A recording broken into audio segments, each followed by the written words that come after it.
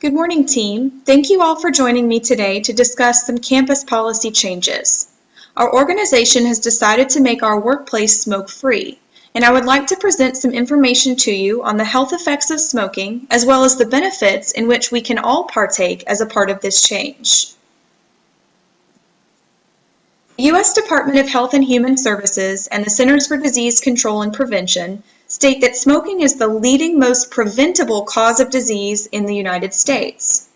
About 1 in 5 deaths are caused by smoking, which makes 480,000 deaths each year. To give you another perspective on that number, more than 10 times as many people in the United States have died prematurely from smoking than have died in all the wars fought by this country throughout its history. Smoking has a negative effect on almost every organ in the human body, manifesting in the form of both cancers and chronic diseases. There are so many health risks related to smoking that an entire presentation could be done on just this aspect. For the purpose of this presentation, I will highlight the most significant risks, but please note a more comprehensive list of health risks is exemplified in this image you see here. Firstly, both men and women who smoke increase their risk of developing lung cancer by 25 times. However, lung cancer is not the only concern, since as you can see from the image, many organs can develop cancer due to the toxic chemicals and tar contained in cigarettes. Also notable, men and women multiply their risk for heart disease and stroke by 2 to 4 times by smoking. This habit causes blood vessels to not only thicken, but also to narrow, so clots are more likely to form. When clots form in your brain or heart, the lack of oxygen that results can lead to stroke or heart attack, respectively. These same clots can also cause poor circulation in the body's extremities, which in extreme cases may result in amputation. To note some of the many other health risks exacerbated by smoking, smokers may experience tooth and gum loss, cataracts, and rheumatoid arthritis, as well as the many negative effects smoking while pregnant can have on a developing fetus. The good news is that many of the negative side effects of smoking can be eventually reversed in most cases. Within 20 minutes, the body's health begins to improve when one ceases to smoke. Benefits range from a drop in heart rate to decreased risk for heart disease and lung cancer.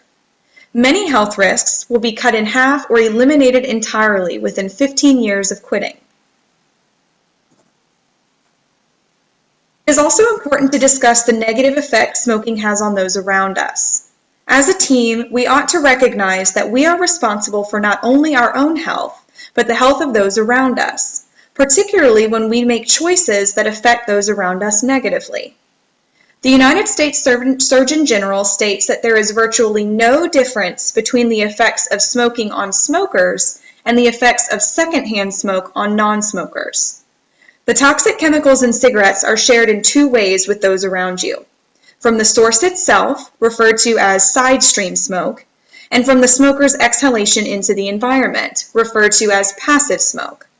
Because side stream smoke has not passed through a filter, it has even higher levels of toxins than the mainstream smoke that the actual smoker breathes in. Please note that the health effects we are discussing can happen anywhere you smoke. If you smoke at home or in your car, you are not only hurting the health of other adults, but also your children, nieces, nephews, and grandchildren. The effects can be even worse on them, since their immune systems are not fully developed. It only takes brief exposure to put these individuals at risk, and as a company, we want to promote wellness for those of you who do smoke, but also wish to protect those who do not participate in this habit. For those of you who do smoke, we want to assist you in quitting. There are a number of methods that may be used, but the first step is to approach quitting with the right mindset. If you are not ready mentally, your chances of success decrease. The trans-theoretical model of behavior change designates 5 key stages that someone goes through when applying a change of this kind in their life. The stages span from pre-contemplation, a period in which a smoker will not be making any plans to quit and may not even acknowledge their problem, to maintenance, when a smoker has quit smoking and now focuses on preventing a relapse. It is very possible that a smoker may pass through all or some of these stages more than once. In fact, 1/3 of smokers who quit for 1 year or more will relapse and begin smoking again.